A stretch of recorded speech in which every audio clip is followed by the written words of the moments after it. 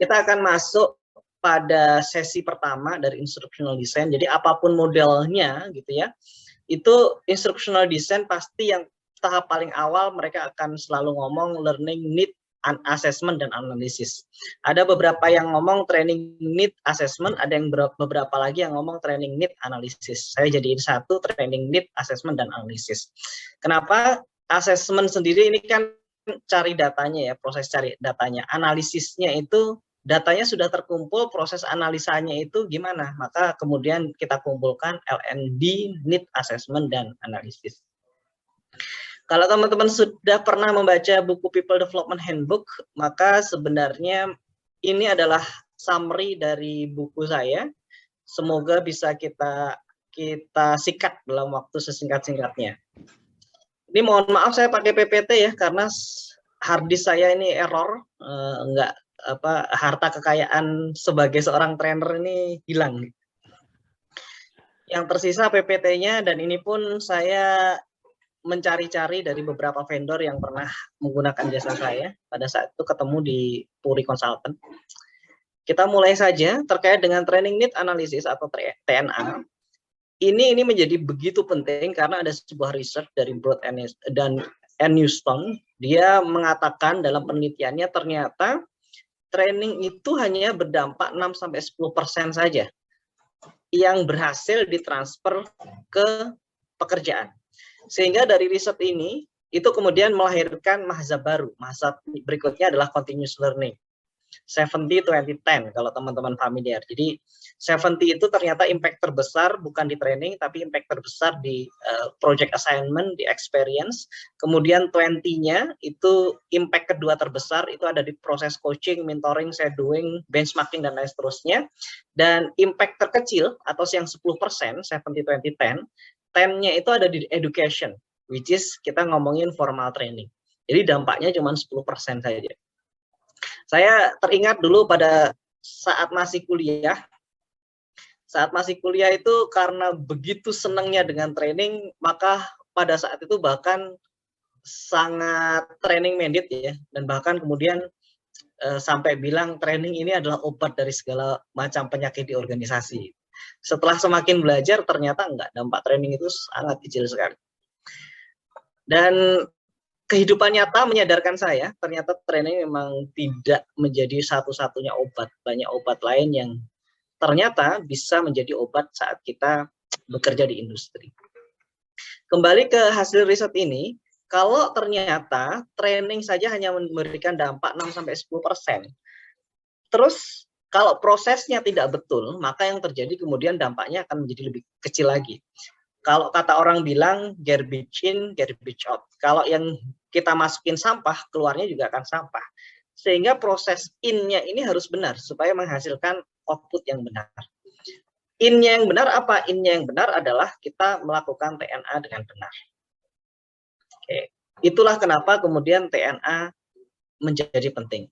Your analysis is as good as your data. Your analysis, ini kita ngomongin LND need analisisnya. Your as good as your data, ini kita ngomongin, ini kebalik ya. LND need assessment-nya di sini, kemudian your datanya ini kita ngomongin analisisnya. Definisinya banyak, tapi intinya adalah, langsung saya summary saja, intinya proses TNA ini adalah kita proses menemukan kebutuhan pembelajaran seseorang. Poinnya itu. Nah, kalau konsepsi lama, teori lama ya, untuk menemukan TNA itu ada tiga cara. Yang pertama adalah pendekatan people, yang kedua adalah pendekatan task, yang ketiga adalah pendekatan organisasi.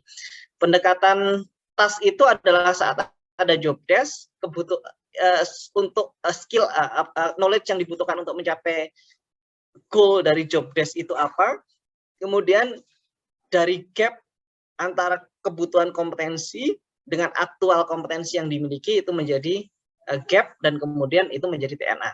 Itu pendekatan lama tuh berdasarkan job desk. Ada juga yang pendekatan people. Ada orang secara individu, dia punya kompetensi apa, kebutuhannya apa, kemudian ada muncul gap di situ, dia jadi TNA di situ. atau kebutuhan organisasi. Ada knowledge, ada skill yang wajib secara mandatori dimiliki oleh seluruh karyawan. Dan karyawan-karyawan di perusahaan itu bisa jadi belum memiliki skill yang dipersyaratkan oleh organisasi. Maka di situ kemudian muncul gap PNA di situ.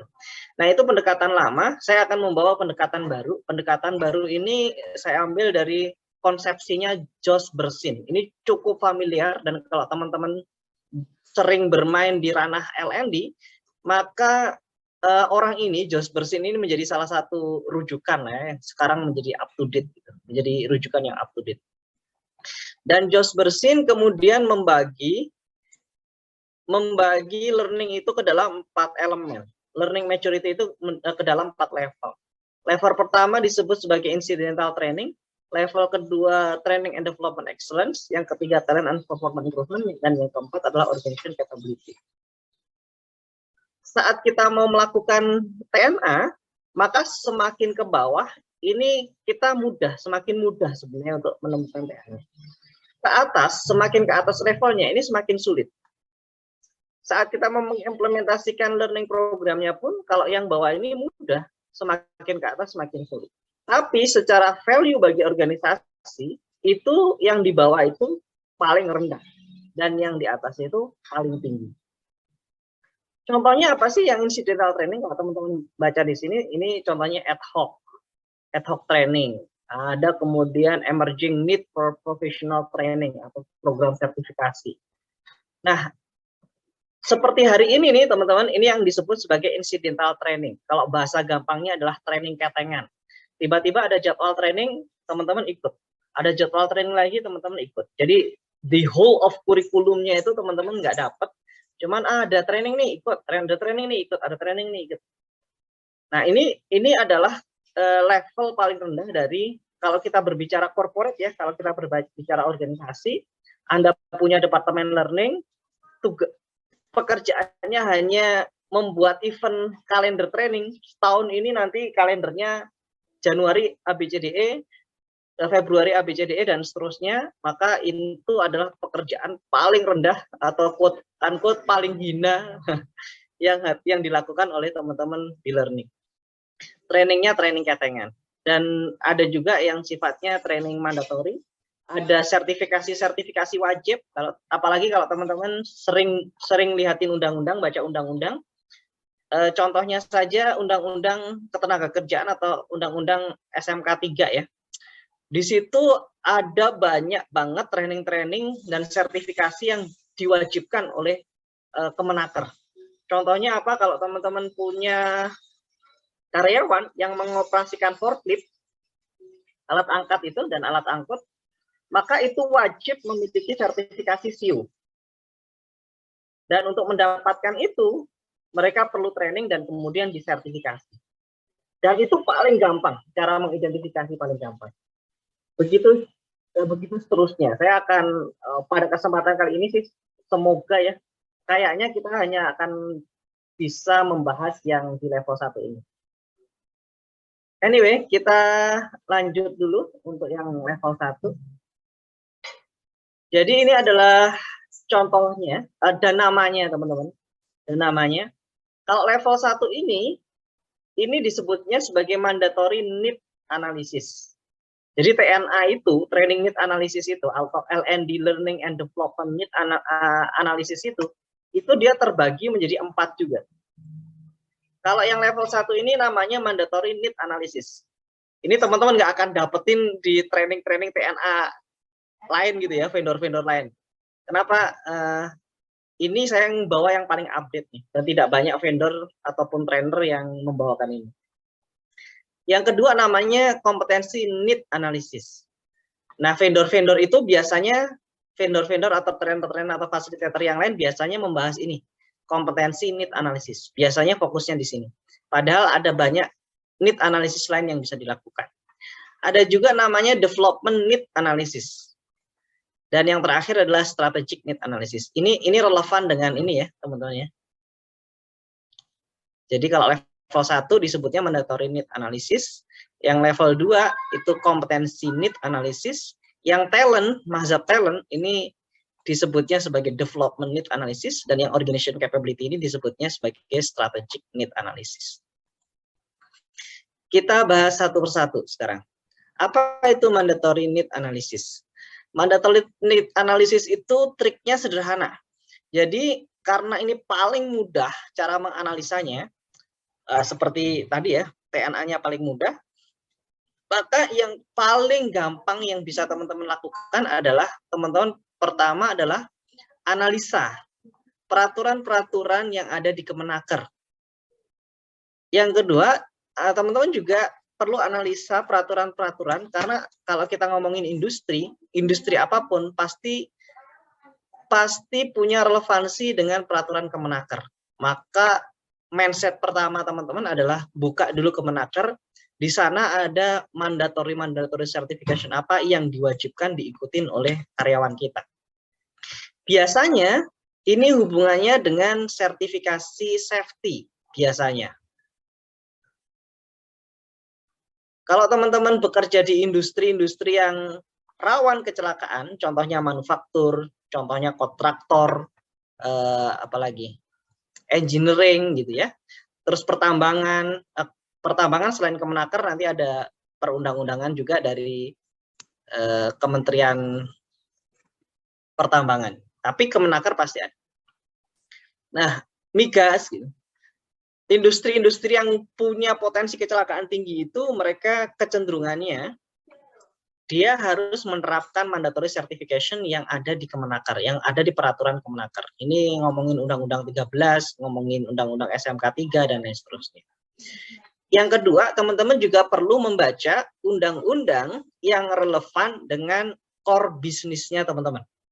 Jadi contohnya kalau core bisnisnya Anda adalah keuangan, maka teman-teman juga perlu refer ke undang-undang yang dikeluarkan oleh Kemenkeu ataupun OJK.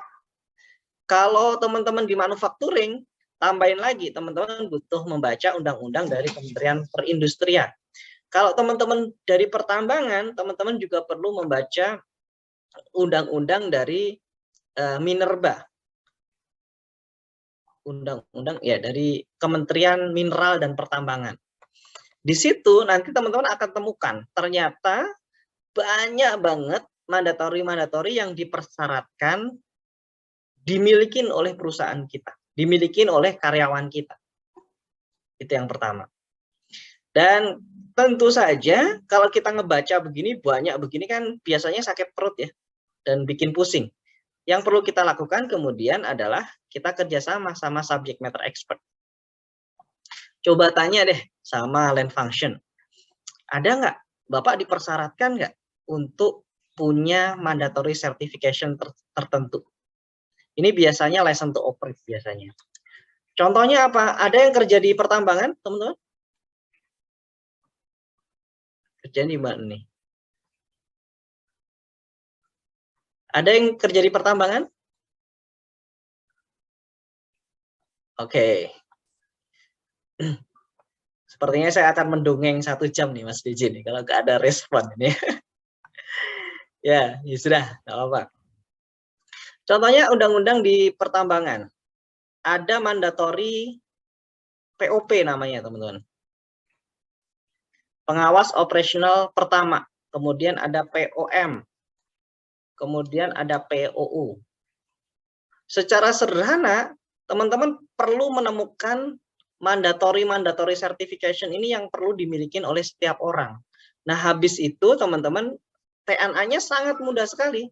TNA-nya adalah ini siapa karyawan atau pekerjaan apa atau profesi apa atau jabatan apa yang wajib punya PUP, yang wajib punya POM, dan yang wajib punya PUU. Contohnya ini jabatannya adalah supervisor produksi, contohnya ya. Supervisor produksi. Terus kemudian langkah berikutnya adalah kita identifikasi. Supervisor produksi kita ada berapa sih? Si A, si B, si C, si D, si E, dan lain seterusnya.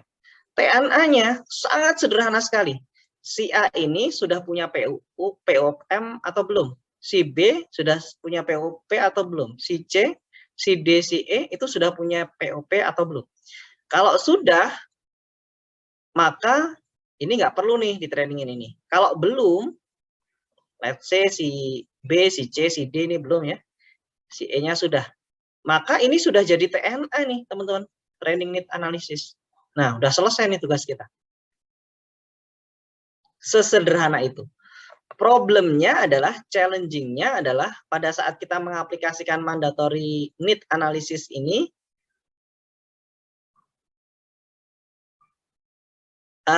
saat kita berbicara mandatory need analysis ini adalah challenge-nya kita membuat mandatory metriknya. Itu challenge-nya bagi LND. Tapi kalau kita sudah selesai dengan mandatory metrik itu, tugas berikutnya menjadi sangat-sangat mudah sekali. Contohnya seperti apa sih mandatory metric, mandatory certification metric ini?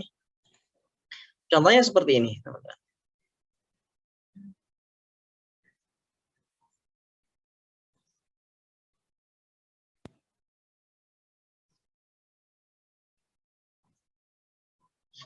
Nah, ini yang saya lakuin ya di organisasi saya. Organisasi saya itu manufacturing.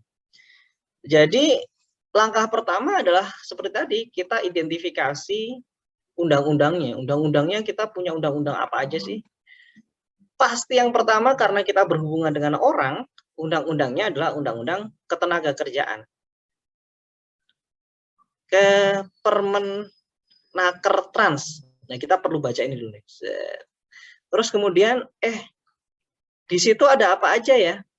Oh, ternyata di undang-undang itu, di tempat saya itu ada posisi namanya wheel loader operator, ada dump truck operator, ada bobcat operator, forklift operator, excavator operator. Dan ternyata di undang-undang itu berbicara kalau posisi wheel loader operator itu dia harus punya CO wheel loader. Kalau dump truck operator dia harus punya CO, surat izin operasional dump truck, dan seterusnya. Nah, sama ya. Terus kemudian kita cari nih, karyawan-karyawan kita yang mengoperasikan wheel loader siapa aja? Apakah mereka udah punya sertifikasi ini atau belum? Kalau belum, jadi TNA. Sesederhana itu. Contoh lainnya teman-teman, kalau kita berbicara dengan orang tambang. Orang tambang, undang-undangnya adalah undang-undang dari Minerba, dari Dinas Pertambangan. Ini salah satu undang-undangnya adalah Undang-Undang 555 tahun 95. Di sini ternyata setelah kita pelajari, driver LV, driver kendaraan kecil, driver kendaraan roda 4, itu mereka harus punya simper, light vehicle. Wheel loader operator harus punya simper. Nah, inilah yang simper ini SIM perusahaan ya, teman-teman. Inilah yang kemudian kita tanya tuh ke karyawan-karyawan kita yang mengoperasikan wheel loader operator dan lain seterusnya. Sudah punya simper atau belum? Kalau belum punya simper, maka harus diurus simpernya. Dalam pengurusan CEO ini atau simper ini tentunya orang perlu disiapin dulu kan, dan proses trainingnya terjadi di situ. Itu teman-teman, ada yang perlu diklarifikasi? Nggak ada? Mantap. Yang kedua nih, yang kedua disebut sebagai kompetensi need analysis. Kalau tadi PR-nya teman-teman, PR-nya adalah teman-teman perlu membaca undang-undang dan kemudian membuat mandatory certification metric. Kalau yang kedua, kompetensi need analysis, ini PR-nya teman-teman harus punya kompetensi metrik. Seluruh pekerjaan harus punya kompetensi metrik, itu PR-nya tuh. Nah, kompetensinya bentuknya apa? Kompetensinya bentuknya soft skill dan hard skill. Bisa soft skill, bisa hard skill, bisa leadership, managerial competencies, dan bisa technical competencies. Jadi dua-duanya perlu dimiliki. Kemudian kalau sekarang saya nggak punya nih, gimana dong caranya melakukan kompetensi analisis? Mau tidak mau teman-teman perlu punya kompetensi. Kalau teman-teman mazhabnya adalah kompetensi need analysis. Waduh, nggak bisa. Gimana dong caranya membuat kompetensi? Ada dua hal yang bisa dilakukan, teman-teman. Yang pertama adalah teman-teman bisa mendasarkan pada bisnis proses, atau yang kedua bisa mendasarkan pada main job. Seperti apa sih contohnya kalau mendasarkan pada bisnis proses?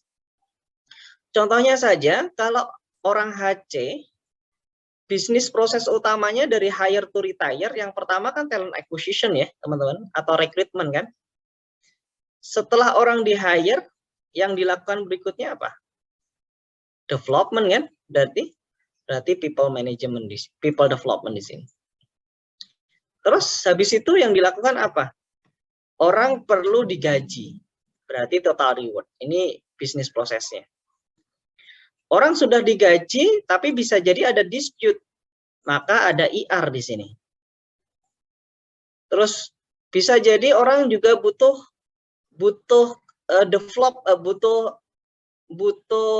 career path, butuh succession, butuh dipromote, maka muncullah talent management. Kalau orang dipromotnya kemana ya?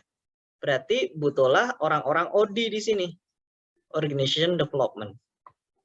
Paling gampang, ini kan kita sekarang sudah punya bisnis prosesnya nih, teman-teman.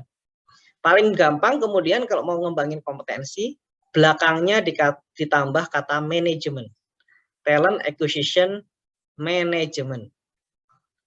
People development management. Total reward management. IR management. Terus kemudian talent udah manajemen, kemudian OD. OD nggak usah tambahin manajemen, OD aja. OD termasuk yang IR ya. Industrial relation. Kemudian teman-teman, kalau ngomongin kompetensi, ini kita perlu punya leveling. Level 1, level 2, level 3. Ada yang membagi menjadi level 4, ada yang membagi level 5, terserah teman-teman. Level 1 sampai level 5. Kita perlu membagi nih.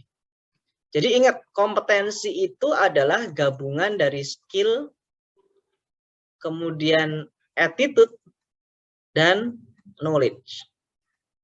So teman-teman, kalau kita ngomongin TA, skillnya apa sih yang dibutuhkan oleh orang TA?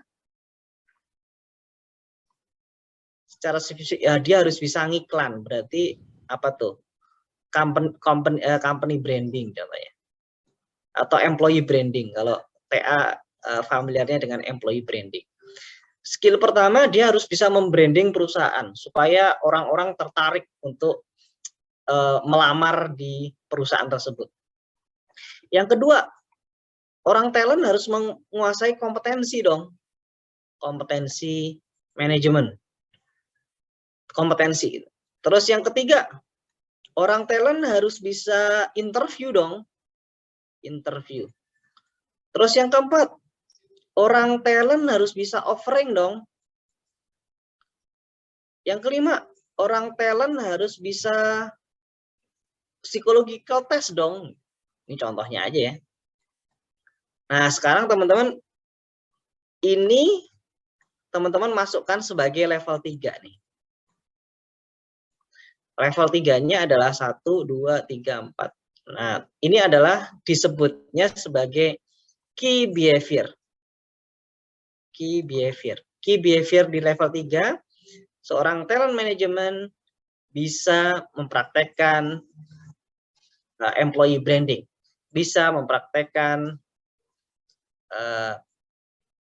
kompetensis atau bisa menyusun kompetensis, bisa melakukan interview, bisa melakukan psychological assessment, bisa melakukan offering. Kemudian kita turunin ke level 2 sekarang. Kata kunci, kalau level 3 kata kuncinya adalah practitioner. Dia bisa mempraktekkan. Level 2 kata kuncinya adalah understanding. Jadi nanti definisinya berarti TA ini punya pemahaman. Nah, kalau level 1 ini basic. Basic atau knowledge. Bahasanya berarti TA tahu tentang company branding. Kalau level 2, TA punya pemahaman tentang company branding.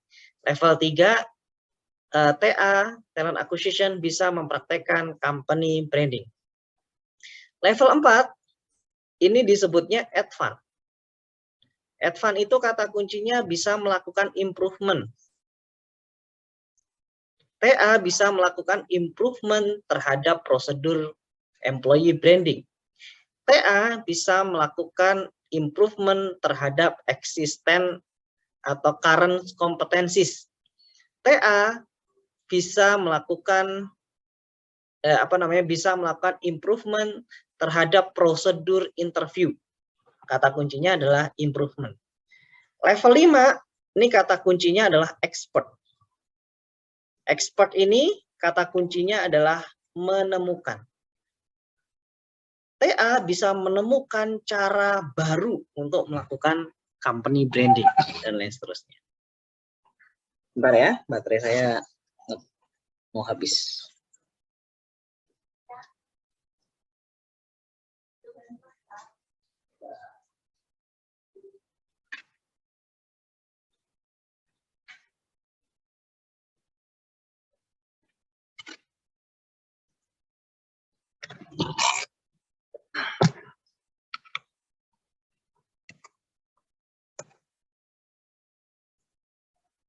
Oke, pekerjaan tadi itu nanti hasilnya akan seperti apa ya? Hasilnya kurang lebih akan seperti ini, teman-teman.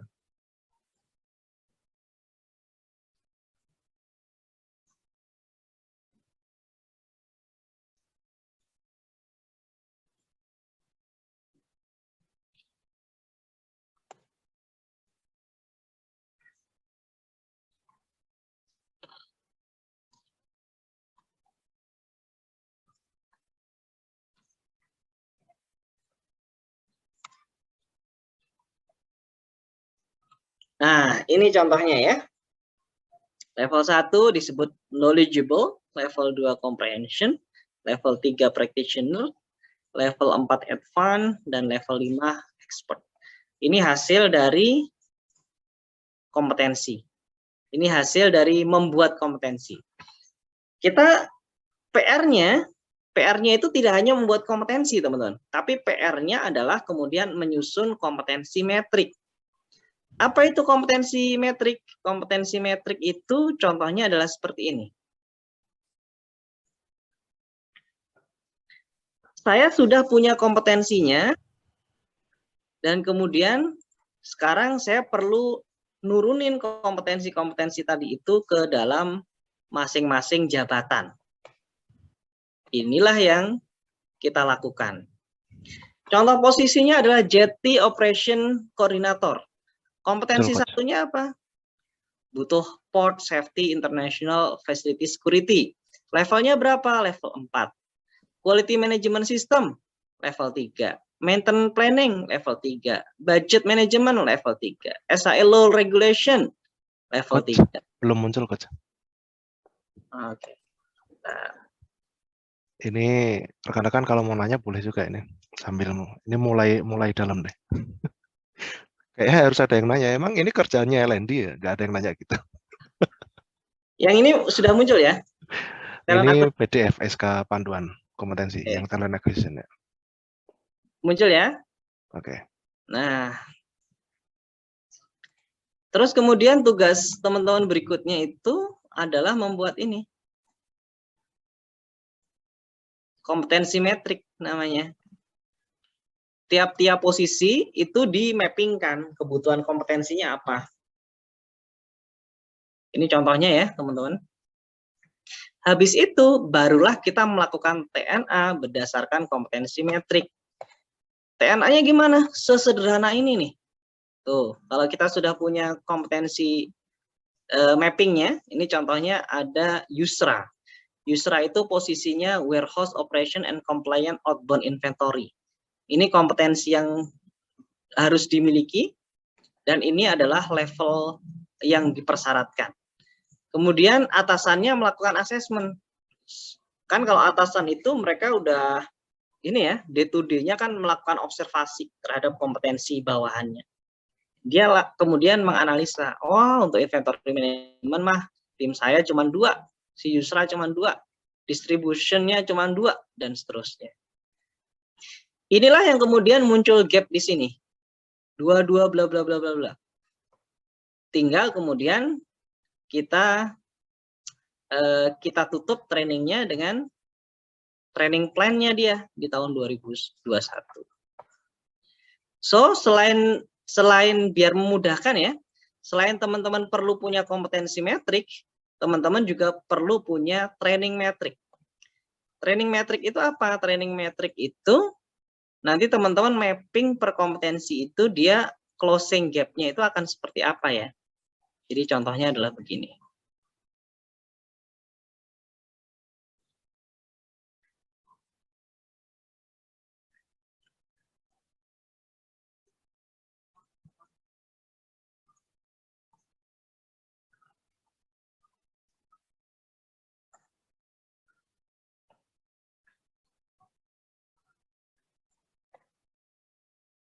Nah, ini training metriknya contohnya. Ada posisi orang human resources service. Terus tadi kan ada kompetensinya ya.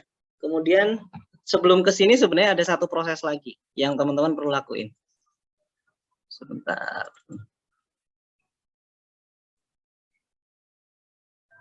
Nah, ini contohnya. Tadi kan ada kompetensi performance management. Ini key behavior-nya. Key behavior ini ditutup dengan training apa? Dengan training KPI, alignment, objective and key result, performance management. Kemudian ada lagi kompetensi training management.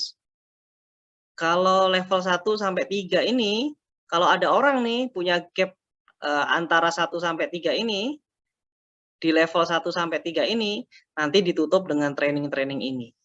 Kalau gapnya di level 4 sama 5, nanti ditutup dengan training-training ini. Kemudian biar memudahkan kita membaca, dibikinlah seperti ini. Oh, orang human resources manager itu, dia trainingnya yang dipersyaratkan adalah 1, 2, 3, 4, 5, dan seterusnya. Jadi kalau teman-teman sudah punya bahan ini, itu ngelakuin TNA berdasarkan kompetensi itu mudah banget. So, PR-nya kalau nggak punya berarti. PR-nya kalau nggak punya. Jadi teman-teman konteksnya lagi-lagi adalah kalau permainan kita ke sini, sebenarnya untuk ngelakuin TNA itu sangat gampang sekali. Syaratnya tadi ya, kalau di sini syaratnya teman-teman harus punya mandatory certification metric. Nah, ini PR-nya yang perlu dibikin. Kalau di sini syaratnya adalah teman-teman perlu punya kompetensi metrik. Yang kedua perlu punya learning metric. Udah selesai. Kalau udah ada 2 ini, teman-teman kerja sambil tutup mata. Sesederhana itu. Udah selesai tugas saya. Kita bikin aksi positif aja ya. Silakan, ada yang mau dielaborasi? Kalau ada yang mau nanya silakan. Boleh raise hand atau langsung open mic. Mas Barep nih mau nanya nih. Gampang kan? Halo Coach, izin Ya, bertanya silakan. nih. Apa namanya terkait goals ya atau capaian dari training itu indikatornya apa ya? Misalnya nih untuk training ini dikatakan si peserta training itu sudah oke dalam biasanya kan ada apa ya kompetensi metrik ya atau ada skill metrik gitu. Nah itu ngukurnya tuh kayak gimana sih Coach? Ini cara ukurnya. Jadi kan tadi contohnya ya, posisi talent acquisition officer. Dia dipersyaratkan harus punya kompetensi di level 3. Ini dipersyaratkan. Indikator suksesnya training kita, itu ya kalau dia ini, bisa ini, bisa ini, bisa ini. Sehingga nanti desain modul kita itu harus menjawab 3 perilaku ini. Kalau nggak menjawab, ya ini nggak akan kecapai.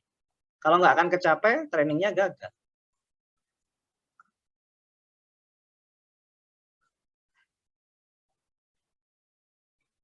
Gitu, Mas. Kan kadang gini coach, problemnya kadang itu masalahnya mungkin secara materi atau pemateri yang menyampaikan dari item training itu udah oke. Cuman kadang-kadang dari orangnya itu sendiri gitu loh yang mungkin rada-rada agak lola. Makanya apakah bagusnya ya sebelum menentukan, misalnya kan kita ngomonginnya manajemen suksesi, misalkan mau apa namanya promote atau mau coba nyetak new leader gitu ke depan, itu apakah better kita langsung cekokin dengan training atau perlu di assessment dulu gitu loh untuk melihat ya misal potensi dan semacamnya lah kayak gitu. Itu bagusnya kayak gimana ya? Oke, itu konteksnya Mas Priyo, itu kita diskusi mazhab kedua. Mazhab kedua itu namanya talent management. Oke. Ini slightly berbeda ya. Kalau ini mazhabnya instructional design. Kalau mazhabnya talent management, maka Mas Priyo harus familiar banget dengan Nenbok talent ini. Ini mazhabnya adalah performance, ini adalah potensi.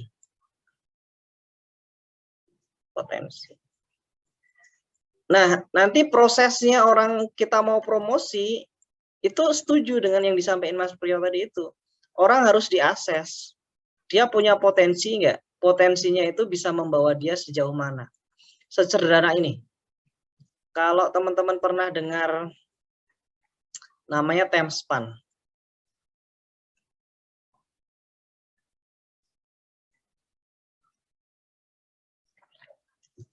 Time span. Ini keluar nggak ya? Udah pindah belum? Belum, Coach. Tadi Belum. belum.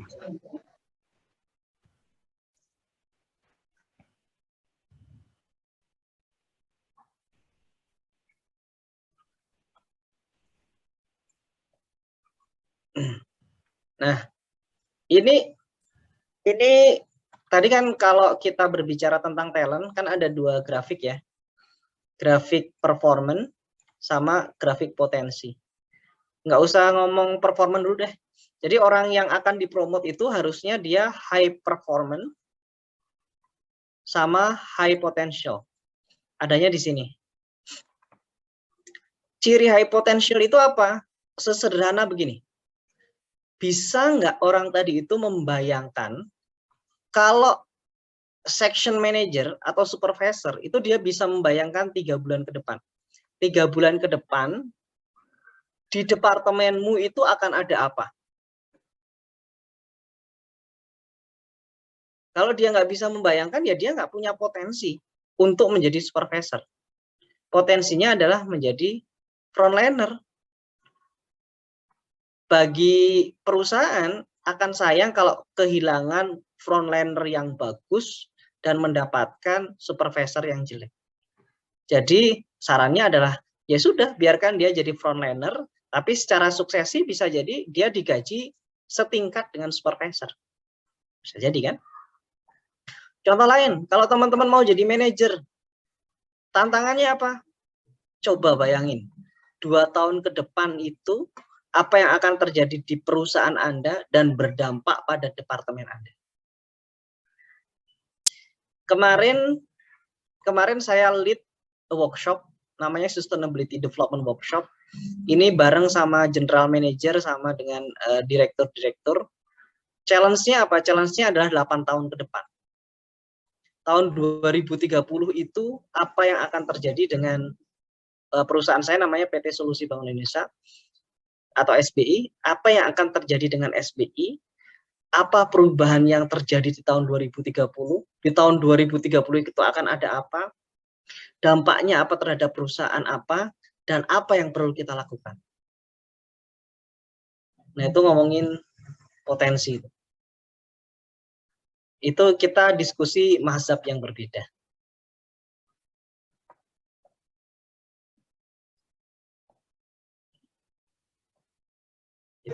Noted coach. Thank you coach. Oke. Ada lagi?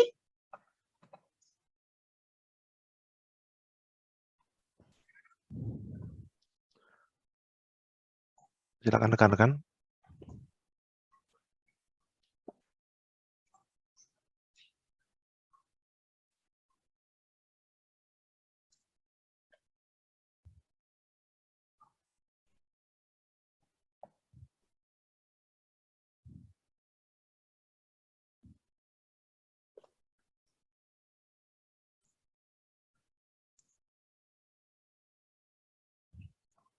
Beres?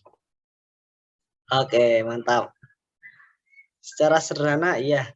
Mantap. Ya, Ini nanti kadang-kadang sering-sering kita materinya paham, tapi implementasinya yang bisa tanya lagi. ya problemnya adalah memang pada saat kita implementasi sih. Nanti baru kerasa.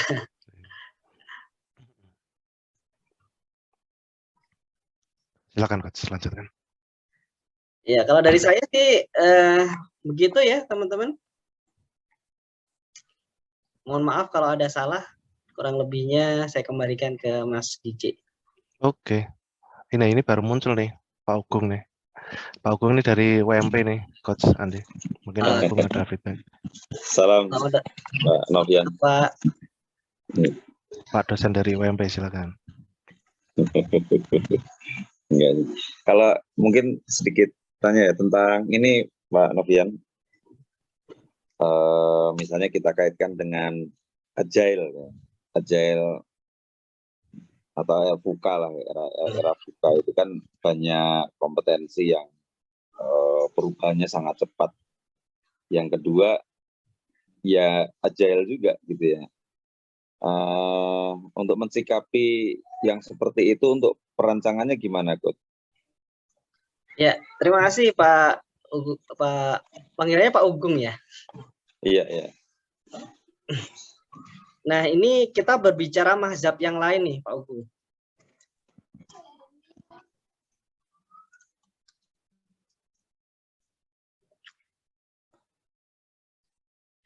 Jadi, secara umum ini mazhab learning development ini kebaca ya, teman-teman ya. Kebaca. Kebaca, Coach. Secara umum ini mazhab yang ada di learning development. Yang pertama disebut sebagai instructional design dan kita tadi membahas ini. Yang kedua talent management atau blended and social learning.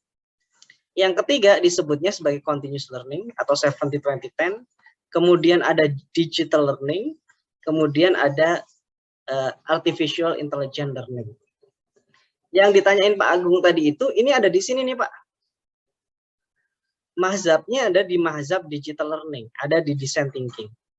Dan ini secara pendekatan berbeda sekali dengan cara kita melakukan pendekatan pendekatan instructional design. Bedanya seperti apa? Kita ngomongin secara filosofi dulu deh.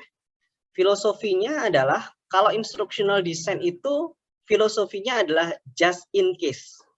Kalau instructional design itu filosofinya atau cara kita menyusun model pembelajaran itu just in case.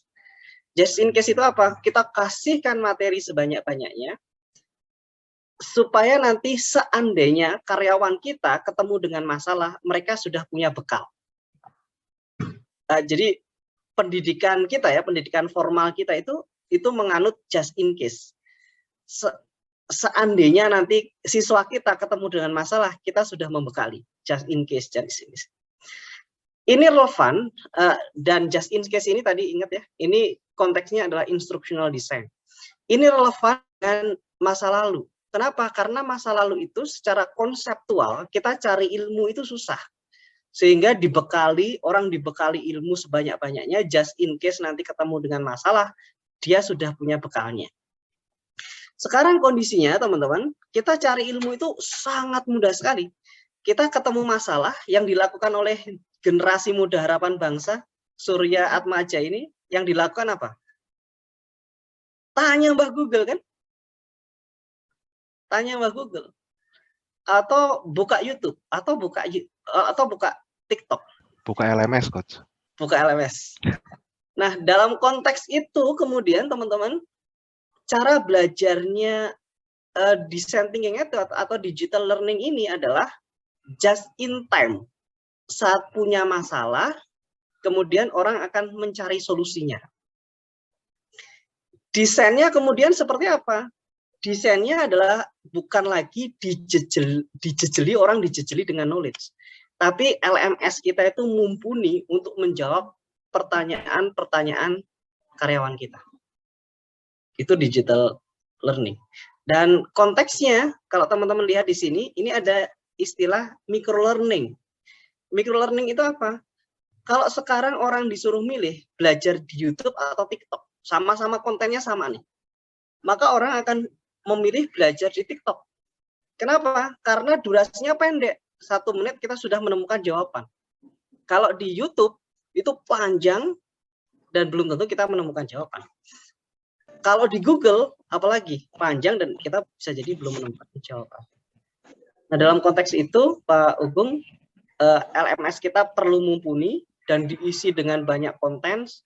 Kita perlu memodel YouTube atau kita perlu punya YouTube, punya Google, punya TikTok di dalam perusahaan kita. Kalau bahasa lainnya adalah kita ngomong kita punya knowledge management yang mumpuni di perusahaan kita. Itu sih. Tapi ini yang ditayangkan udah benar belum Pak Novian? Yang ini masih L&D Need Assessment and Analysis. Oh, sorry.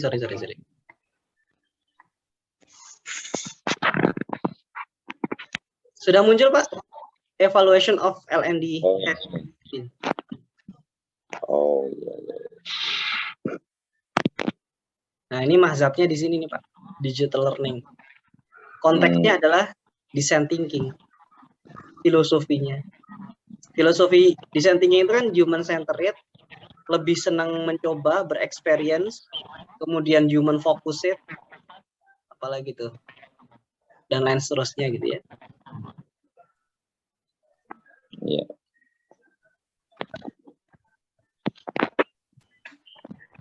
Siap geser kurikulum Pak Agung. Emang kita udah mulai pindah kuadran ini. Wow. Digital transformation toh. Ya, Society 5.0 ya. Harus geser kurikulumnya. Udah geser ke 5.0 malah. Baru Rusia datang. Nanti ini kalau kita ngomongin LMS nih ya, teman-teman, ini juga teman-teman akan menemukan LMS yang berbeda. Ini sistemnya, kalau kita ngomongin instructional design, namanya LMS as e-learning platform. Kalau kita ngomongin digital learning, yang agile learning ini, kita ngomongin LMS as data driven. Nah, ini seperti apa nih? Ini kita coba searching lebih jauh ya. Belajarnya sekarang dari learning by googling. LMS typical ya.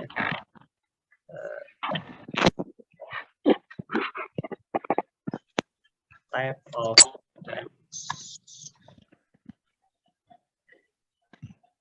just proceed.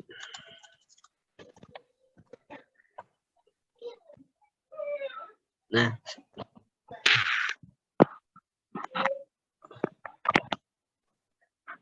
ini nih teman-teman. Ini udah berpindah Mas DJ? Saman coach. Jadi LMS itu ternyata secara bentuk itu banyak. Kalau kita klasifikasi gitu ya. Ini klasifikasinya oleh Jos Bersin itu diklasifikasikan menjadi 7 jenis. Yang pertama adalah LMS. Ini bentuknya adalah tradisional LMS. Fungsinya apa? Fungsinya adalah menyimpan konten, mendokumentasikan konten, mendokumentasikan kalau orang belajar kemudian terrecord. Oh, sorry. Ini mendokumentasikan konten ya. Jadi dia belum bisa merecord. Kalau kemudian ada juga learning record store. Jadi dia selain mendokumentasikan konten, juga dia bisa merecord. Orang belajarnya berapa jam, siapa yang sudah belajar, terus kemudian journey belajarnya seperti apa, dan seterusnya. Ada juga assessment, development, delivery content, content library, micro learning platform, program experience delivery platform, sama learning experience platform. Kalau teman-teman lihat, ini adalah jenis-jenisnya ya. Jadi contohnya adalah learning experience platform, contoh LMS-nya ada The Grid, ada Edcast, ada SAP Jam, dan lain seterusnya. Kalau yang content library, ada Coursera, ada Udemy, ada Skillsoft, dan lain seterusnya. Nah, kalau kemudian kita mau mengadop nih, saya mazhabnya adalah instructional design. Maka LMS mana yang perlu saya ambil? LMS-nya perlu diambil antara ini. 1, 2, 3. Kalau teman-teman mazhabnya adalah talent management, LMS mana yang cocok? Yang cocok adalah ini. Kalau teman-teman mazhabnya adalah continuous learning 70-20-10, maka mana yang cocok? Yang cocok adalah ini, learning experience platform. Kalau mazhab saya adalah agile learning atau digital learning, maka platform mana yang cocok? Platformnya adalah ini. Ini dikit-dikit ya. Yang ini kemudian dikit-dikit ke sini. Kalau yang continuous learning ini dikit-dikit juga ke sini. Nah, sekarang kalau Moodle ada di mana? Moodle itu ada di sini nih, teman-teman, di content library. Itu akan cocok kalau kita mengadopsi instructional design. Kalau kita mau mengadop digital mazhabnya digital learning, Moodle nggak cocok. Itu Mas DJ. Megunani Store di mana, Coach? Megunani Store di sini, content library. Boleh dibuka loh. Ini yang lebih detail ada di sini nih, teman-teman. Ini definisi lebih detailnya nih. Oke. Saya kembaliin ke Mas DJ. Begitu Pak Agung. Boleh stop share dulu, Coach. Terima kasih sekali Coach Andi sudah membersamai sore ini. Udah 5.34. Tadi Bu Ivori itu sebenarnya dari Minerba juga sepertinya. Cuma beliau dari Sulawesi Tengah. Di sana kayaknya udah isak deh. Mereka tadi pas buka puasa. Buka puasanya berat ya. Pak Agung, saya punya ini Pak Agung. Namanya LNDK Dewa Guruan. Bagi para teman-teman yang punya passion untuk mendalami learning development. Jadi kita bahas kelima mazhab itu dengan detail.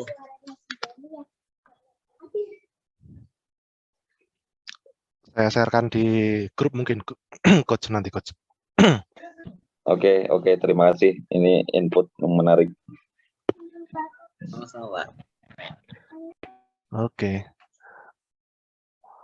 Jadi part pertama dari Coach Andi. Sebenarnya Coach Andi bakal ngisi lagi 2 minggu lagi di tanggal 28. Nanti kita share linknya. Tapi sebenarnya kita ada 10 kali pertemuan kurang lebih untuk sampai akhir Ramadan. Terus nanti ada 4 mentor juga. Nanti 2 hari lagi ada kelas. Pokoknya tujuannya kita ngabuburit produktif lah. Setiap sore sambil ngabuburit kita ngobrol. Jadi nanti kalau Pak Agung ada waktu dan berkenan, Mas Barep nih dari HR Milenial nanti membagikan waktu dan ilmunya nanti bisa kontak-kontak. Gitu. Intinya kita Pak. Mungkin cukup ya. Kita karena sudah decide dari Semarang ini sudah 5.36. Harusnya jadwal kemarinnya 5.41. Jadi kurang lebih ada 5 menit lagi sambil siap-siap untuk buka puasa. Saya mohon maaf kalau ada kekurangan. Sampai ketemu lagi 2 hari lagi atau 2 minggu lagi bareng Coach Andi. Matur suwun Coach Andi dan rekan-rekan sekalian. Saya tutup. Wassalamualaikum warahmatullahi wabarakatuh.